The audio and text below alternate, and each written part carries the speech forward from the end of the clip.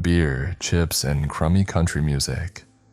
That would be my diet for the next few days. I'd finally wrangled some free time to spend with my best friend and blood brother Chris. After high school, we fell in different directions. It's amazing the different pace of life going to college causes. Chris studied hard and, with one plaque and a crippling amount of debt later, found himself working as an attorney back in his hometown. Recently, he had his first child with his wife, Lydia. A lovely woman, although I never get to see her and Chris nearly as much as I want. I went down a different path. I was married at 19 to my former prom queen. We had an extra mouth to feed since 21, and it's been an uphill battle from then on. Now my son has left for college himself, just like his godfather. Not to say I'm not busy, but life has taken an easier turn. Chris and I barely spoke during COVID, but now we've managed to chisel a weekend out of our calendars to catch up. We decided to go camping. After combing through countless cheapo booking sites and possibly getting a virus off one of them, we both thought, screw it. Tent ready, we set off into the great unknown, planning on pitching up wherever we felt like it, just as we had done in the summer of 1999. Chris showed up at my house in his battered gray family wagon last Friday evening. We packed a broken cooler box and more equipment than we knew what to do with. We were already reminiscing about our youth as we pulled out of my driveway. Remember that time Vlad stole Mr. Hastings' car right after he failed him in English? Chris asked as we crossed the county line. I chuckled a reply. God, yeah, I do. Vlad was insane though, he was always doing crap like that, I said. Hey, can you remember what his real name is? Chris continued. Eugene. I think so anyway. Even his own mother called him Vlad. Do you know what he's doing now? I said as I looked at Chris, who was squinting at the road ahead. Don't drink and drive, kids. Prison, Chris replied, and we both burst into another bout of overcompensatory laughter. Once we were silent again, Chris looked at me and said, I'm serious, and we both started roaring again. I felt like a school kid around Chris. A few years ago, the last time we met up properly, I caught myself glancing over my shoulder on numerous occasions, half expecting a real adult to come take away my beer and replace it with a lecture. I had that same feeling again now, and I'm glad I did. 3 hours later, the road turned to a dirt trail, and then to a road again, albeit a much less maintained one. As we were being buffered around by the potholes, Chris spoke. We're definitely coming up to the place I found. Keep an eye out for any signs, he said as he pounded the GPS, trying to get it to work. Damn thing's having a seizure. Chris had found a serene stretch of woodland whose owner, the widow of an old timber tycoon, allowed and encouraged wild camping. Not long after the GPS failed on us, we came to a fork in the road. There was one sign that pointed to the path left and read, Nakesbridge. Ring a bell? I asked Chris. Sort of, he replied, and after a while of mentally mulling it over, yeah, that must be it. With that, our battered rambler took off down the left road and further into the forest. Eventually, the tree cover began to pitter out as it gave way to the infrastructure of what we assumed to be the sleepy town of Nakesbridge. Thankfully for our navigation, there was only one main road that cut through the village. I stared at the passers-by, busying themselves with market stands and vendors. A new mother pushed an old pram. A pensioner sat on a freshly painted bench and fed the birds. Youths kicked around a ball on the grassy knoll. We passed through the heart of the town and drove past the rows of vividly colored houses, all facing out to the road. Some people were out in their front yards, potting flowers or just relaxing. We quickly passed through the village, leaving it in our wake as we drove on. "Seems like a nice place," said Chris, looking around for any indications of a camping ground. "We should have stopped and asked someone back in Nakesbridge," I said. Just as we were debating on whether to turn around, a small gas station came into view just up ahead. "I'll pull in here and ask someone," Chris said, taking the words right out of my mouth. He turned the car into the station, which was nestled neatly into the tree line. "Want anything while I'm at it?" he asked me as he was getting out. "I think we have enough junk for the weekend." "Oh, wait a second here." I grabbed a tissue and a pen. "Get them to draw a map for us." Chris took it from me with an eye roll and marched off into the station. While I was waiting for him, I flicked on the radio. Nothing but static. Signal after signal, all it picked up was a harsh white noise. I was about to turn it off when I heard something through the hum. I turned up the volume and listened closely. I could hear a faint, undulating pulse. It was soft and routine, and was barely audible within the static, but it was there. I jumped back, startled by the door swinging open. I didn't realize how close I'd moved to the radio. Chris climbed back into the car with a sigh. Before I could ask the obvious, he told me, "Apparently there is no camping site around here. Not only that, but it turns out that we're," and I quote, "not welcome around these parts."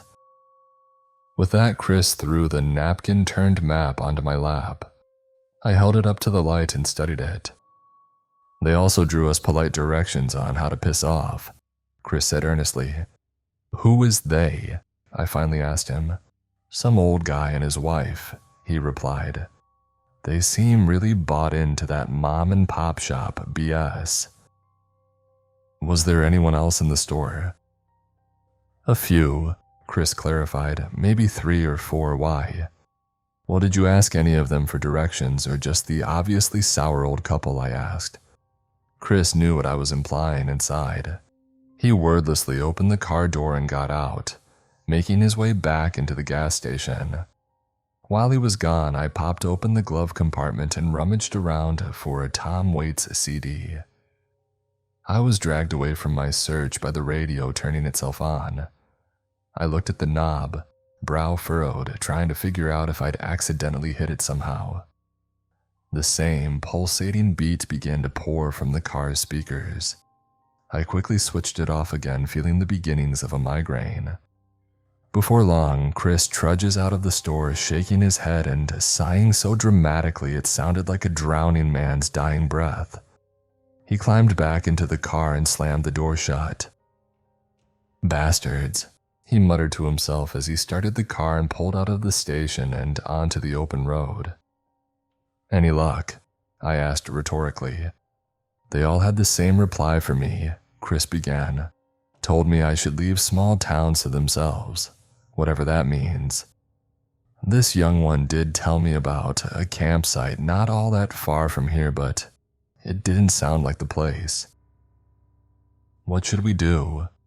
Chris glanced at me. "Whatever you want." An hour later, we were struggling with a tent. One of the collapsible pipes had snapped and was being held together with duct tape. That duct tape meant it was now too thick to pass through the canvas passage along the top of the tent, which was supposed to give it its shape.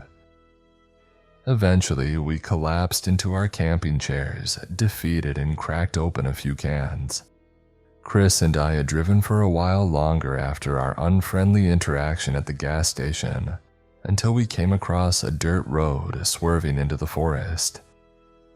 We decided to follow it, and eventually came across a perfect little clearing on the banks of a too-good-to-be-true lake. We knew a certain danger came with pitching a tent in the open wilderness, but that's what we came here for. Besides, we weren't all that far from the main road. Chris convinced me to move the tent a little further inland, pointing to the sodden earth creeping in a few yards from the water's edge. We found a nice spot around a minute's walk from the car, and that's where we chose to begin our struggle. The sun was near setting by the time it was up. Once it was, and most of our things had been unpacked, we set about starting a fire. Half a can of kerosene later, the fire was roaring and we both settled into our camping chairs for the night. "This still beats our last attempt at camping," joked Chris as he took a sip of warm beer. "That it does," I said, sinking into my chair. Recreating a scene from Jaws, Chris swung his leg up over the arm of my chair, pulling up his trouser leg. He showed me the burn mark along his calf muscle. "What about your memento from that night?" he asked me. I smiled and shimmied my arm out of the coat sleeve. There was a deep puncture scar just above my bicep. Unlike Chris, I hadn't been near the camping stove when it exploded. I was, however, near enough that a piece of burning metal, the makeshift shrapnel of a butane canister, got lodged in my arm. We weren't the only ones on that trip. A few buddies of ours and their girlfriends at the time had accompanied us. We were the only ones dumb enough to try and cook a steak on a tiny stove in complete darkness at 3 in the morning. That last trip didn't exactly go to plan, but this one had gone off without a hitch. The little hiccups we experienced just add more flavor to the story we can tell our kids. It was a long night of talking, drinking, and really reconnecting. Chris bestowed me with his surprise, 2 Cuban cigars he'd kept hidden from me until now. We smoked them and acted as if we were in a cheap gangster film. Our plan was to stay up until dawn, but our middle-aged bodies gave out on us, and we crawled into our sleeping bags shortly after 2. In the hour or so of sleep I got that night, I dreamt of the forest. Not surprising considering where we were, but that wasn't what made it stick out in my mind. It was the pull. I felt myself falling towards the trees, gliding across the woodland floor as if it was vertical. I kept falling until the forest disappeared and was replaced with darkness. Darkness and a hum. I was awoken by Chris shaking my shoulders. Matt, wake the hell up, man," Chris said, whispering the first half and shouting the second. I sat bolt upright in my sleeping bag. "Chris," I said, rubbing my eyes. "What is it?" "It's everyone," Chris replied, his voice shaking. Slowly, I crawled out from behind him and we both peeked from the tent. Chris's plastic torch shone over crowds of people, dozens, maybe even hundreds among the trees. Startled, I grabbed Chris's collar and yanked him back into the tent. "What the hell?" is all I could say. Chris sat directly in front of me and itched his nose. "I got up for a piss and saw them," he said, standing there still as statues. "They didn't do anything. They didn't move an inch. They aren't even looking at us." I found a drop of courage and moved past Chris. I pulled down the zip all the way and stepped out of the tent. Sure enough, the rows and rows of people surrounding us were all looking uniformly out to the east of our position, deeper into the woods. Before I could do anything else, I realized that I recognized one of the people. A mother holding her newborn in her arms. I saw her earlier on that day when we were passing through Nakesbridge. "Recognize any of them?" Chris asked, putting a hand on my shoulder. "Yeah," I replied, "that young mother. I saw her back in Nakesbridge." Chris nodded. "I saw this old man and realized he was the same guy that I saw at the gas station," Chris said, pointing into the crowd. I turned to him. "What the hell should we do now?" "To the car," Chris replied, grabbing his bag from the tent, having quickly packed the essentials. He made me do the same. Once I had, he gave his torch an extra wind-up and we began our walk to the car. The people we walked past looked barely awake. They all stood in a perfect rowing, disappearing into the darkness of the forest on either side. Their mouths slack, their eyes blank. I began to wonder if we'd stumbled into a town-wide trip. Thankfully, my worst fear of one of the catatonics suddenly reaching out and grabbing me didn't come true. Chris and I finally shrugged our way past the figures into the car. He took the keys from his pocket and unlocked it, swinging his bag into the back and taking his place in the driver's seat. He didn't bother looking back at the formation of people who all seemed to be sticking to the tree line. I sat in next to him and slammed the door behind me. We exchanged cautionary glances as he put the key in the ignition and turned. The car sprung to life, and so did the radio. The shrill noise it emitted was noxious. My hands went to my head as I bent double over the dashboard. From the corner of my eye, I saw Chris being affected in the same way. It was excruciating. It felt like there was a rabid ferret in my skull trying to claw its way out. Almost debilitated from the pain, I felt around for the knob on the radio, desperate to switch it off. Me and Chris found it at the same time, and as the radio ceased, so did our agony. Reeling, we both slumped back into our seats. Chris managed to compose himself enough to sit up and turn to me. Just as he was about to speak, his eyes widened, terrified, and he grabbed the steering wheel. "Oh, hell no," he muttered to himself frantically, trying to get the car going. Confused, I turned and looked out of the passenger side window. What I saw stuck with me. The masses of people standing perfectly still had turned around and were now staring directly at us. I watched them as the exhaust sputtered out black vapor and the old motor forced itself into motion. When we moved, so did they. The front row was petrified, but countless people began running at us from behind them, furious and sprinting full pelt. As we drove, they flung themselves at the car, fearless and intent on stopping us. The sedan bounced and buffered its way down the dirt trail, climbing over roots and the bodies of those who jumped in front of our wheels. It was hell. I covered my eyes, shielding my sanity from the mass suicide taking place all around me. Finally, one of the townsfolk managed to get onto the car, running straight at us and jumping onto the hood. The pensioner held on for dear life, and once he had a good enough hold on us, started to repeatedly slam his forehead against the windshield. Blood and small cracks spread through the glass. Chris swerved erratically, attempting to throw the old man off. The noise of our screams was replaced with the deafening sound of a tire exploding. Chris was thrown from the wheel as the car spun out of control, tumbling from the dirt path down the slope and deeper into the forest. I held my head in my arms and braced for impact.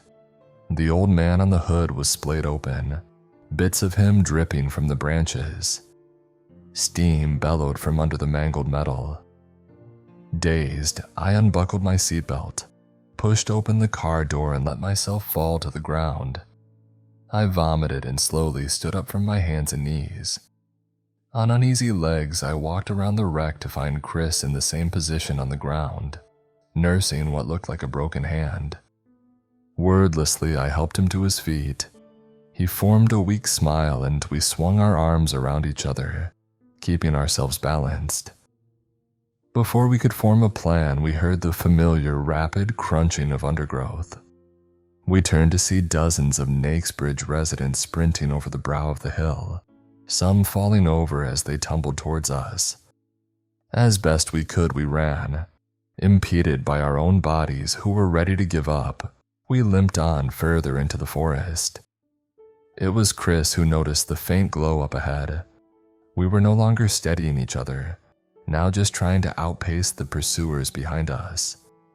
Every time I glanced back, they advanced, until I could feel their cold breath on my neck as we ran. My will to survive dragged me violently forward. Same with Chris. Desperate and bleeding, we cleared another ridge and fell, tumbling down into a clearing. We helped each other stand, resigned to the fight that would surely ensue when they caught up with us. And saw it. Sprouting from the dead center of the small clearing was a brain. A human brain, almost the size of our car. A soft light emitted from the pinkish-gray tissue. Tiny particles danced in the air around us like electric sugar. I felt a dull rattle take over my body as my mind was flooded with a comforting brown noise. It made my sinuses clear and my earwax loosen. After a while of just standing there staring at the infinite wrinkles of the woodland brain, I realized that we were surrounded. The population of Nakesbridge stood around us, expanding out in an incrementing spiral. All of them stood like me, open-mouthed and blank-eyed before the brain of God. The brain was my God now. It was everything to me. I felt like I'd found my life's purpose. Anything other than blind devotion seemed ridiculous. Within my liver, I felt true meaning begin to manifest for my soul. It was all because of the brain. And then Chris stomped on it. His foot mushed through the gray matter, lodging itself in the gunk. A torrent of white, creamy liquid poured from the gape. The glow ceased as the particles screamed and died and fell to the earthy floor. Chris grabbed me by the collar and shook me until my pupils stopped dilating, until I felt thought again. "Chris?" I asked, feeling like I'd just woken up. He smiled and grabbed my forearm, leading me away from that monolith of madness. Around us, countless people lay on the ground, gripped by violent seizures. Foam welled from the edges of their mouth as blood dripped from their eyes and ears. Chris and I stepped over them while we walked back to the car. It was a scene that will never leave me, a scene that is tattooed on my subconscious. I see it every night again when I dream. It must have been 1,000 people. You couldn't make out the forest's ferny floor with every inch covered by a dying human. They thrashed violently as we made our way past them, trying not to look down. Every so often, light from the full moon overhead would spit down through the boreal canopy and highlight a particular deathly face of anguish. Finally, we found the car. The victims had begun to thin out by now, with only a dozen or so filling our field of vision. I helped Chris push his car from the old oak tree, which was still covered in the blood of that unfortunate old man. Chris told me that, other than the torn coolant hose, the damage was just cosmetic. It was safe enough to drive, maybe not all the way home, but certainly far enough to get us back onto the highway. I wasn't sure if I believed him, but I didn't care. I slumped back into my passenger side seat and slammed the door shut behind me. Chris did the same, and after an unbearable amount of rotations in the ignition, the key finally made the ruined car whir to life. I closed my eyes as we started to move. When Chris woke me up, we were surrounded again, this time by flashing lights of blue and red. Cop cars. They had pulled us over driving an unroadworthy vehicle. I never thought I'd be happy to get threatened with 6 months in prison. An hour later, we were waiting in the lobby of the local police station, talking to officers who were confusedly scribbling down notes. In the early hours of that morning, my wife arrived. By midday, we were back at home. I've sat on this story for a few months, not sure of who to tell or where to. I've been seeing Chris a lot more frequently since then, and we now truly feel like we're back to normal in some strange way. Although my wife must be sick of hearing it by now, I still haven't told the story to my son, or anyone else I know for that matter. I have been quietly trying to find out more about Nakesbridge and have come across nothing. It's as if any mention of the town has been whipped from the internet. You're welcome to try and find out more for yourself, and please, if you are able to come across something about that village, for the love of God, tell me. I know the monolith, the brain, isn't dead. Not really. I can still hear that background hum because it never originated from one place. It's coming from inside my own mind, and it's never going to stop.